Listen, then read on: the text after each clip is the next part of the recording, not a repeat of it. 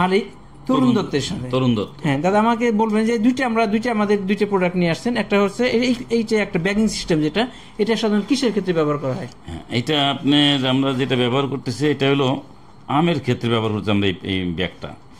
আমের ক্ষেত্রে আপনার আমটা সাধারণত যখন পাকার সময় হয়, বলা যায় আপনার ওই পাকার আগ মুহূর্তে আপনার এই এক ধরনের পোকা আছে, মাছি পোকা, হ্যাঁ ফ্রুট ফ্লাই বলা হয় মাছি পোকা। ওই মাছি পোকাগুলো ওর ভিতরে ডিম পারে ওর বংশ বিস্তারের জন্য। তো ওই ডিম পারলে ওই আমটার ভিতরে পোকা হয়, পোকা হওয়ার পরে আম আপনি খাইতে পারবে না। আমটা যখন ছুলবেন দেখবেন যে মানে এটা দেখতে এটা কেমন সাদা চিকন সুতার মতন পোকা। হ্যাঁ ওই পোকাগুলো দেখলে নিজে একেবারে বাজে, খাইতে পারবেন না।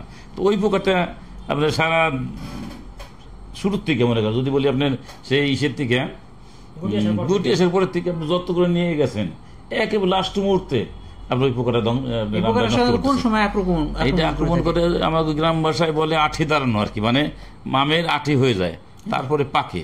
ঠিক ওই পাকার আগে বোঠার ওখানে একটু নরম হয় আমের, এই আমের এই ঠিক এই বোঠার এই জায়গাটা নরম হবে, বুঝছেন? নরম হলেও ও এইখানে বসে ডিম পারে মূলত বংশ বিস্তারের বাসা। ডিম পারে তখন ওই ডিমগুলো ওর বাচ্চা হয়ে তারপর আবার চলে যায় কি ওইভাবে।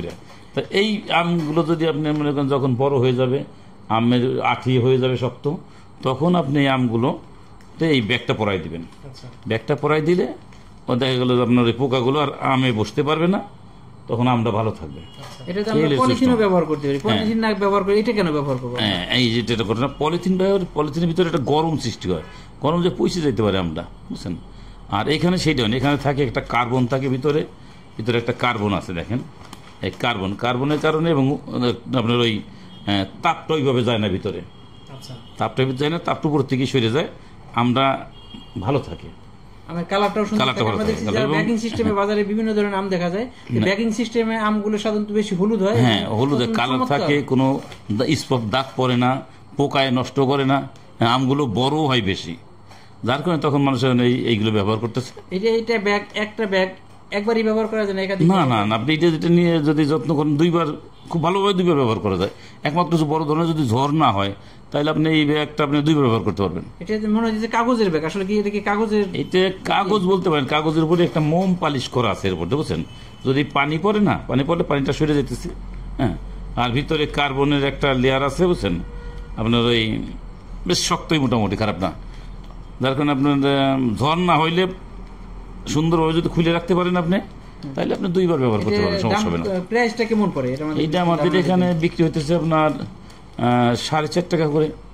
আবার যারা একটু বেশি নেয় তাদের জন্য, যারা 2-3,000, 4,000, 5,000 নেয় তাদের কাছ থেকে কম রাখতে হয়, কিছু কমও বিক্রি করি।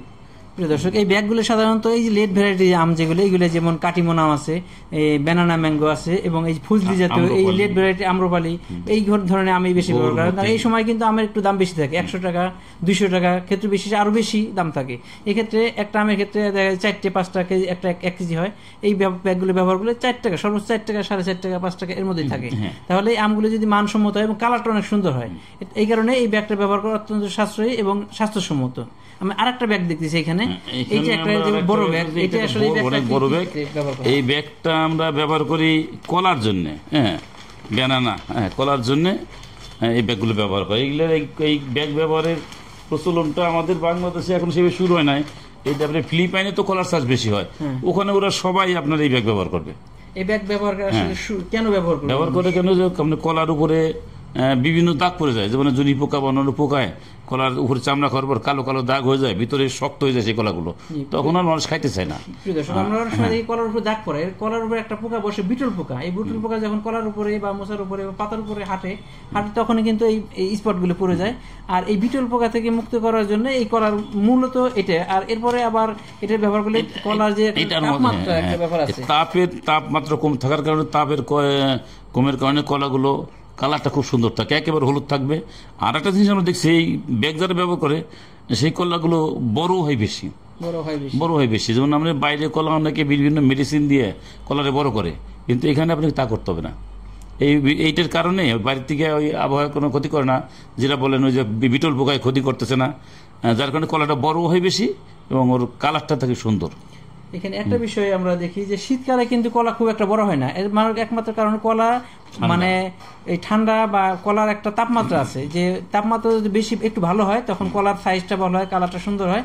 আর এই ব্যাগটা যখন ব্যবহার করা হবে তখন কলার ভিতরে যে তাপমাত্রাটা ওই একটা সঠিক তাপমাত্রা বিরাজ করে, এই কারণে কলার কালারটা সুন্দর হয় এবং কলার সাইজটাও বড় হয়। আর একটা বিষয়ে আমরা আসলে কৃষক ভাইদেরকে সচেতন হওয়ার জন্য বলা, যে কলা যখন আমরা বিভিন্ন ধরনের হরমোন ব্যবহার করে থাকি কলা মোটা হওয়ার জন্য, বড় হওয়ার জন্য, কিন্তু এই হরমোনটা আমাদের শরীরের জন্য অত্যন্ত ক্ষতিকর। আবার কলা পাকানোর ক্ষেত্রে অনেকে হরমোন বা বিভিন্ন ওষুধ ব্যবহার করে থাকে। আসলে আমরা বা যারা কিনে খাই যে সবুজ সতেজ একটা কলা খেতে চাই, কিন্তু এই কারণে অনেক কলা সময় বিপরীত হয়ে যায়, এই কারণে ওষুধ দিয়ে পাকানো হয়। এটা কি ক্ষতি হইতে পারে আমাদের?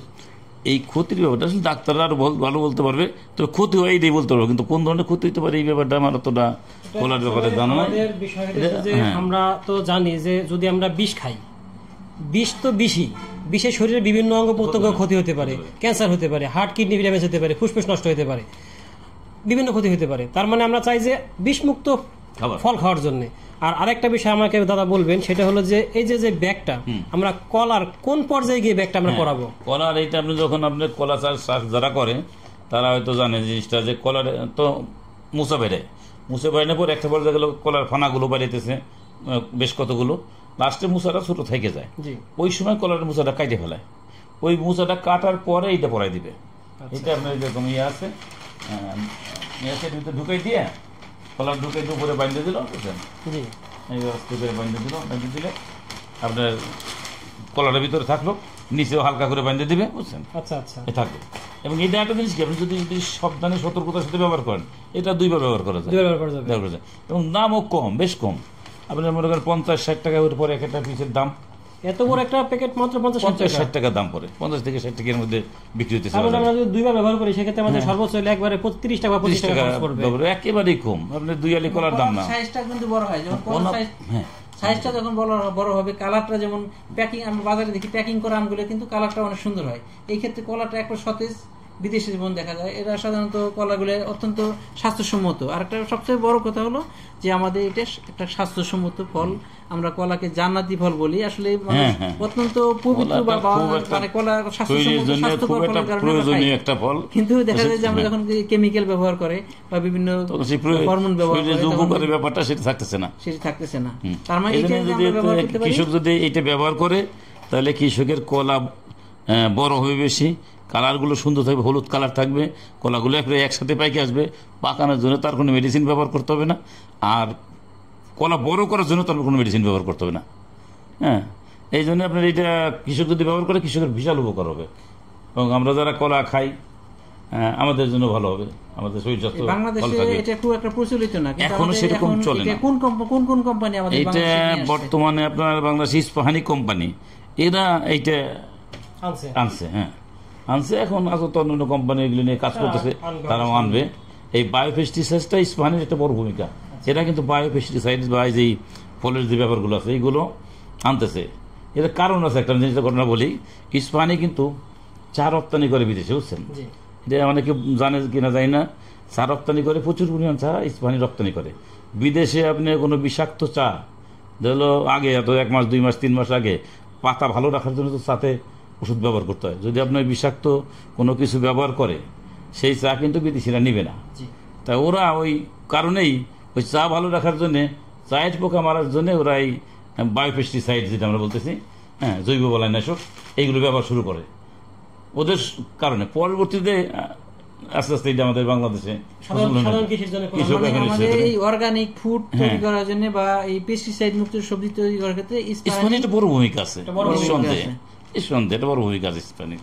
এবং অন্য কোম্পানিগুলোর খাটো করবো না, এখানে তারাও কিন্তু কাজ শুরু করছে, ইস্পাহানিটা একটা জায়গায় নিয়ে গেছে। এই জন্য আমাদের সচেতনতা বেশি দরকার। যারা ভোক্তা আছি আমরা, তারাও চাবো যে এই অর্গানিক ফুড বা জৈব বলানাশক দিয়ে যেসব সবজি ফল উৎপাদন করা হয় এগুলো আমরা উৎসাহিত করার জন্য আমরা কিন্তু এটা একটু বেশি দাম দিয়ে বা কৃষকদের যখন জিজ্ঞেস করবো যে ভাই আপনার কলাটা অর্গানিক বা ব্যাগিং করা কিনা, ফল আমটা ব্যাগিং করা কিনা, সবজিকে আপনি কীটনাশক ব্যবহার করছেন নাকি জৈব বালাইনাশক ব্যবহার করছেন। আমরা যদি একটু সচেতন হই তাহলে কৃষকরা সচেতন হবে এবং আমাদের দেশের জন্য সাশ্রয় হবে, কৃষকদের জন্য সাশ্রয় হবে এবং আমাদের স্বাস্থ্য ঝুঁকি কমবে। একেবারে একটা কথা বলি আমি, সেটা হলো যে আমরা সাধারণত আমাদের সামনে আমের সিজন চলতেছে, দেখবেন যে যখন ফজলি আম বা আশিন আম, দুইটা আম দেখবো যে একটা হলো ব্যাগিং করা আম যেটা, আর একটা সাধারণ ব্যাগিং ছাড়া, দুইটা পাশাপাশি দেখবেন দেখতেও সুন্দর ব্যাগিং এরটা, দামও কিন্তু বেশি। আবার ব্যাগিং ছাড়া যেটা সেটা কিন্তু দেখতে অতটা সুন্দর না, আবার দামটাও কিন্তু কম। তার মানে ব্যাগিং করলে কিন্তু কালারটাও সুন্দর আসে, ফলটাও বিষমুক্ত হয় এবং দামটাও কৃষক ভালো পায়। আমি এই জন্য বলবো, যারা ভোক্তা, যারা এটা কিনে খাইতেছে তাদের এই দিকটা একটু লক্ষ্য রাখতে হবে। যারা এই ভাবে মনে করেন আমাদের নিরাপদ খাবার গুলো দিয়ে সরবরাহ করতেছে, তাদের খরচ বেশি পড়তেছে। আমি এই জন্য সবার কাছে আবেদন করবো যেন তারা যেন একটু বেশি দাম দেয়, এই যে নিরাপদ যেটা সব ফল আছে সেই ফলগুলো একটু বেশি দাম দিয়ে কিনে, কি মানে যারা কৃষক যারা উৎপাদন করতেছে তারা যেন একটু বেশি দাম পায়, তারা উৎসাহিত হয় এবং আমরা ভালো একটা ফল পাই। অবশ্যই। প্রিয় দর্শক, আমরা চাই বিষমুক্ত ফল, বিষমুক্ত সবজি আমরা কৃষকের কাছ থেকে আশা করি বা কৃষক আমাদের উপহার দিক, এবং এরই জন্য আমরা এই আগ্রোবিডি কিন্তু আপনাদের সাথে, কৃষকদের সাথে আছি, শুধুমাত্র কৃষকদের কল্যাণে। এক্ষেত্রে আমাদের খুব একটা স্বার্থ নাই, কৃষকদের কল্যাণে আমরা আগ্রোবিডি কিনে এগিয়ে যাচ্ছি। আপনারা আমাদের সাথেই থাকবেন। ধন্যবাদ সবাইকে। আল্লাহ হাফেজ। আসসালামু আলাইকুম। প্রিয় দর্শক, আজকে আমরা চলে এসেছি ফরিদপুর জেলার হেলিফোর্ড বাজারে তরুণ কৃষি ভান্ডার বা তরুণ দত্তের বীজের ঘর বলে সবাই চিনে। ফরিদপুরের বীজ বলতে এই তরুণ দত্তকে সবাই বেশিরভাগ চিনে থাকে। এনার সাথে কথা বলবো যে আমরা দুইটা ব্যাগিং, আমরা বর্তমান আধুনিক কৃষির ক্ষেত্রে এই ব্যাগিং সিস্টেমটা নতুন আসছে এবং এর বহুল মানে অত্যন্ত কার্যকরী, এবং বিষমুক্ত সবজি বা বিষমুক্ত ফল চাষের জন্য এই ব্যাগিং সিস্টেমটা, বা এখন আমরা যেটা ব্যবহার করি কলা, আসলে আমরা বাজার থেকে কলা কিনে খাই, আসলে কলাটার মধ্যে বিভিন্ন জন বিভিন্ন কেমিক্যাল ওষুধ ব্যবহার করে। আসলে এটা ছাড়া এখন এই বিষ ছাড়া ফসল পাওয়া যায় না বললেই চলে। আমরা এই ক্ষেত্রে আমরা জানবো যে বিষমুক্ত সবজি বা বিষমুক্ত ফল চাষের ক্ষেত্রে এই ব্যাগিং সিস্টেমে যে নতুন একটা প্রচলন হয়েছে, এটার ব্যাপারে আমরা কথা বলবো। তরুণ কৃষি ভান্ডারের